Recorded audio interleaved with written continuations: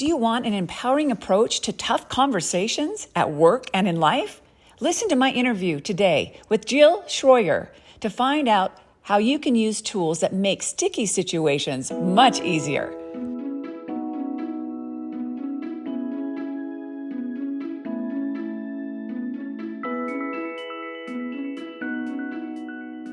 Thank you so much for being my guest today on the Choose Courage podcast. Hi, Terry. Thanks so much. You know, we've known each other for a while, and it's so nice to see you. And I want to catch up about your book and what you're doing. And I want to talk about, being in HR, because I know that's a subject a lot of people don't know a lot about. But when they need it, they want to know everything about it, right? That is so true. Yes. So tell me a little bit about you and what you do currently. Yeah, thank you so much. So, as you said, I'm Jill Shroyer, and my company is Expedition HR. And we exist to help small businesses deal with what I call sticky situations when they come up. So, we offer a HR subscription, which is basically like having an on-call HR director. And so, let's say you have a business and you've never let anyone go. You can be a subscriber, and we can walk you through everything from, if we see there's some risk in the situation, we'll let you know that. Or say you have someone who you like and they're doing fairly well, but you need to correct some things with their work performance. We can also help with that. So tough conversations are our jam, and that's what we love doing most. So we offer a few other things, but that HR subscription is really, really why we exist. And personally, I live in Park City, Utah with my family, and I'm an avid powder skier, mountain biker, just love living the Park City life. And of course, traveling with the family abroad is one of our passions.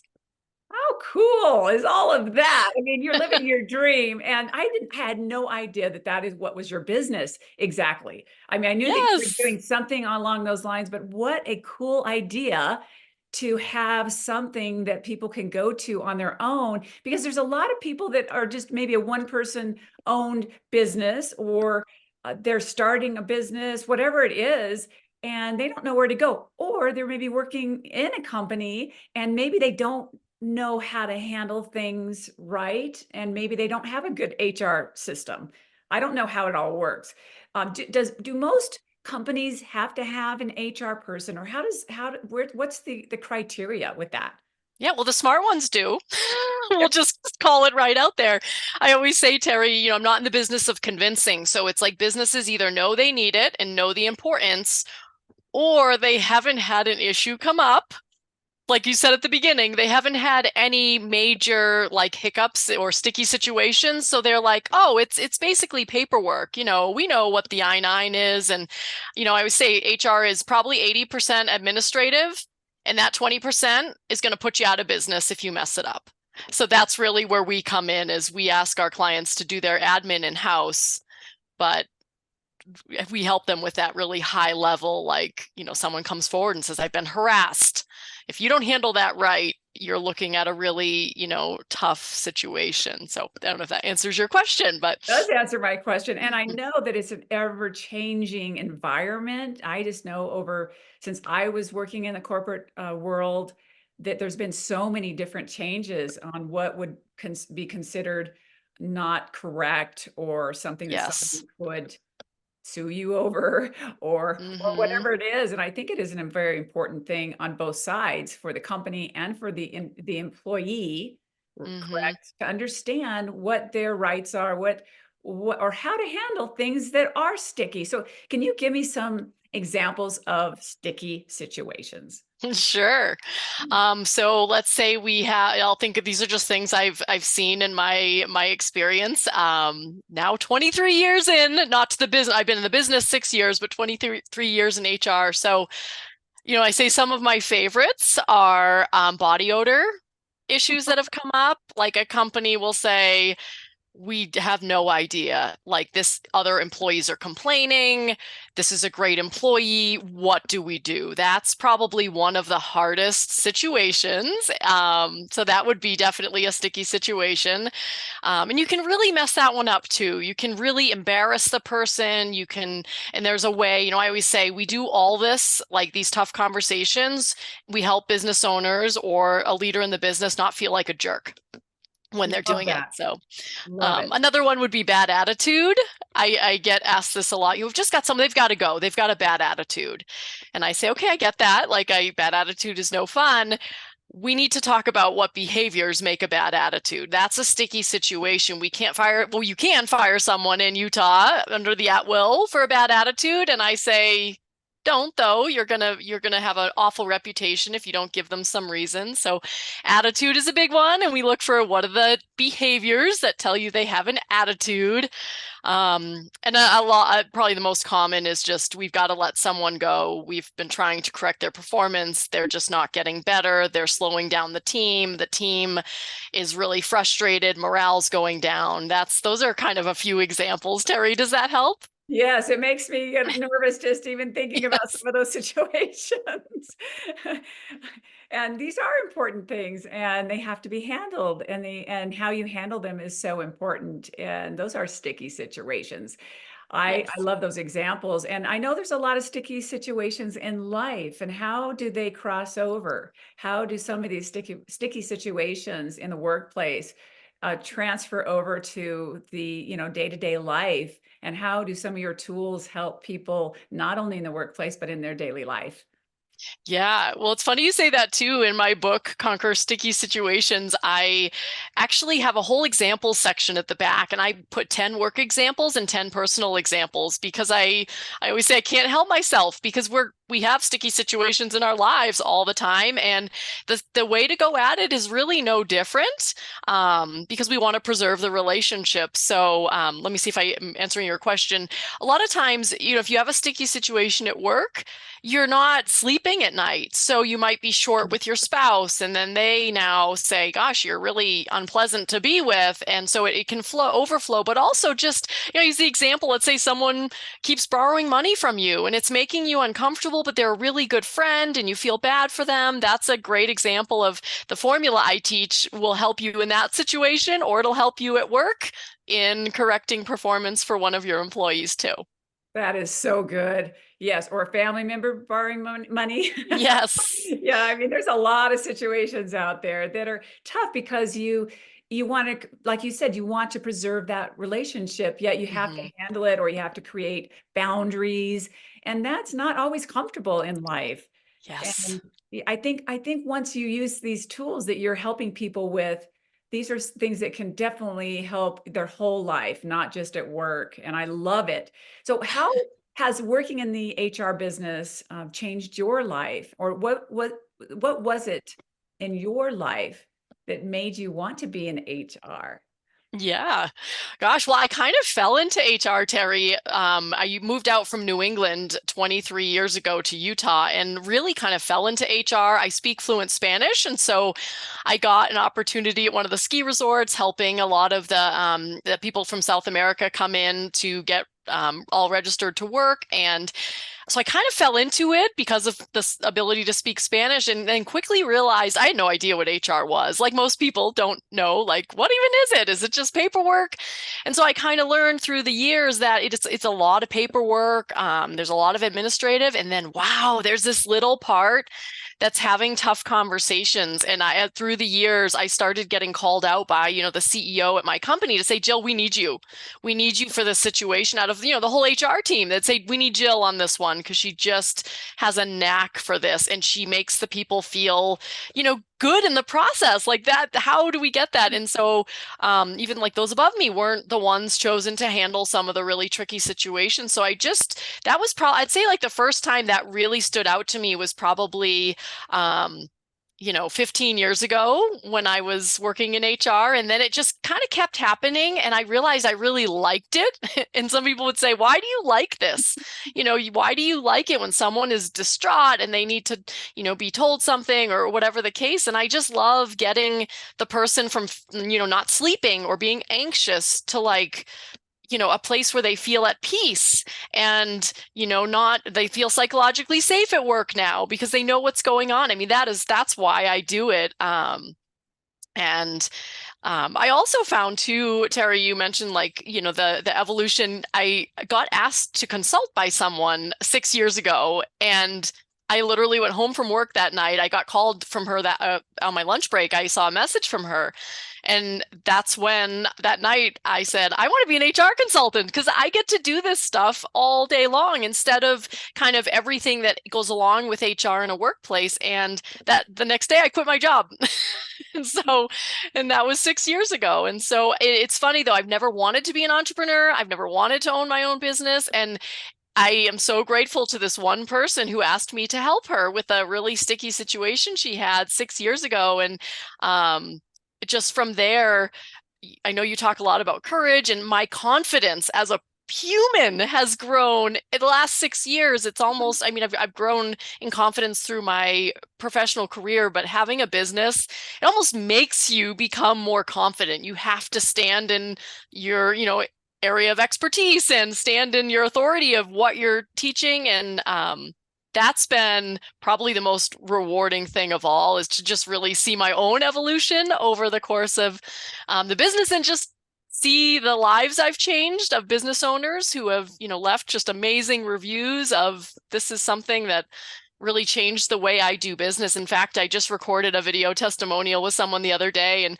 she said, Jill, you've really taught me how to be a business owner and not just an employee in my business. I was like, wow, Wow, that's wow. the best thing to hear. So kind of like serving as a coach almost too. And it's just been really fun. Again, I hope that answered your question, Terry. You That's did, kind you of the did. I background. mean, I just think I love, it does take a lot of guts and courage to go out on your own and pursue something that you're passionate about and make it a business. And what I love hearing from you though is that courage, it was easier and easier once you saw the results of what you were doing, and that Yeah. you're changing not only your life with the confidence that you've gained, but you're changing other people's lives. And I know that this HR field is also a place that creates safety for people, because Mm-hmm. I know there's that people can come to you in confidence, or any HR person, in Mm-hmm. confidence. And a lot of times you probably hear things, or they hear things that the rest of the company doesn't know about. And that's a very important thing that you're creating or helping people create, on a human level. It seems like it's creating more of a human interaction and compassion. And that's what I'm hearing a little bit within you, that you saw that need, and that you could relate to people, and you can kind of fix the problem in between, be the glue. Yes, well, I love that you said that because I have three pillars, which is like I teach a formula, which I can share if you'd like to, but there's like three, call it the three-prong approach to my sticky situation formula. First one is simple, be concise. The second one is be straightforward. You can't dance around it. But the third one is human-centered, Terry. So it's so great that that came through because we're all humans. And even if someone did something wrong or they're not performing, it doesn't equal that they're a bad person. It doesn't equal that they're less of a person. It doesn't equal any of that. And we can also have a good, productive conversation when someone isn't performing, even when they're let go. In fact, just the other day, I helped someone with this, and the employee, I actually coached the business owner, and they went and did it, and the employee said, just thanks so much. Thank you so much. They're thanking them at the end because they acknowledged the reason. It's in high integrity, and they said, just thank you for the opportunity. And that's what human centered is. You don't have to feel like less than if you're let go. It just wasn't a fit. Yes, yes. And what a gift that is to the person being let go, because if it's not the fit, it doesn't mean they're less of a person. And maybe they can learn from the experience. Maybe they need more skills. Maybe, there's something they can learn and take away. and grow from this experience instead of making it something they don't ever want to think about and feel that, there's something wrong with them. And, that, Hmm. I think a lot of companies could use a little bit more of that. I think it's a tough situation and it's uncomfortable. And if you can do it Hmm. right, people can grow and become better from it. And I love that you help with those tools. And Yes. those are three great tools that you offer in your book and in your services, correct? Hmm. Yep. And tell us about the book and where people can find it. And also, do you speak and how can people sign up for your service? All those three things. I want to make sure we'll make sure that everyone has it on the podcast, the links. But tell us a little bit how they can get a hold of these things. Awesome. Thank you so much for asking. So the book is best found on Amazon. And again, Conquer Sticky Situations. It's in Kindle or paperback. And do you want me to share a little about what's in it, like the formula? A Yes, kind of yes, little kind of teaser, please. if that's appropriate. So I teach a formula, and I always love to share it if there's the opportunity. So if someone says, "Oh, I can't afford a book," or I'm not going to pick it up, I'm not a reader. I actually have a good friend. I'll never forget when I put it out, and I said, "Yeah, if you're interested in grabbing it, it's for my launch team." And she said, "Jill, I'm just not a reader. Like I don't read." And I actually did Audible later. It's also on Audible and I Okay. read it. And so it was just neat though. I like to share a little nugget from it. So if someone listens to this, they get value. So I teach a formula and it's 5 steps. And the first and the fifth are thank you. So the first step of it is, thanks for meeting with me, or thanks for taking the time, or, I appreciate you scheduling some time. I know you're busy. That's kind of the thanks. And I always say bookends of gratitude. We've got to say thank you at the beginning and the end. And then we have to say why we're there. Even if we're letting someone go, you want to tell them, we're here today because we're letting you go. Like, Right off thanks the for bat. meeting with me. We're here today because we're letting you go, because humans like information. Hmm. They don't like to be left in the dark. I always say the example, like say someone you love is in a car accident and you're like, this is awful. If as long as you know, like, okay, but we know they broke a leg, they're conscious, they're fine. It's going to make you feel better now that you know something. It's still awful, but you know something, and that creates like that psychological safety. And so I believe just saying the thing, and that's almost all the time with new clients, that's very new to them. Or Yes, you tell them there's a performance issue and here's what it is. And then, so that's step 2 is why you're there. So that's now great. everyone can kind of, what's that, Terry? I think that's great. Yeah. Yeah, you can kind of let that breath of relief, like, okay, oh, I thought it was this thing. Or if you're getting corrected for performance, you're not actually getting fired in the meeting. And then step 3 is what? So let's just give them some facts as to the why of the conversation. So if it's a performance issue, dates, times, instances, kind of to support this conversation. So they're not just like, I'm not performing well. Okay, what does that mean? So maybe they're missing deadlines. You can say you've missed a deadline on this date, this date, this date. And there's one, just recently that you missed. And then the step 4 is how. So if they're getting let go, you can eliminate this step because there's nothing to fix. But how is typically how can they improve? So let's say the deadlines, you've told them we're here today because you're missing deadlines and this is a big issue. And then you're telling them when they miss the deadlines. And the how is you want to tell them how they can move forward to be successful. Like, okay, me as your manager, if you can let me know 1 week before a deadline that you're on track, that's what I need from you moving forward. Does that make sense? Do you have any questions? This is what we need to do moving forward. So they leave the conversation knowing what the issue is, kind of supporting reasons for the issue and how they can improve. This And then you might have some dialogue. What was that, Terry? is brilliant. It's brilliant. And then the Okay. last step is just thanks for meeting with me and thanks for being open to the conversation. You know, seems so like logical. It I just know. seems so logical. And those are great steps. And if I could be handled that way in any situation, I would be thrilled. And, I just think that's brilliant. And it brings so much respect to that conversation, to that person in front of you. And I see Hmm. when we were giving those steps, I'm like, oh, wow.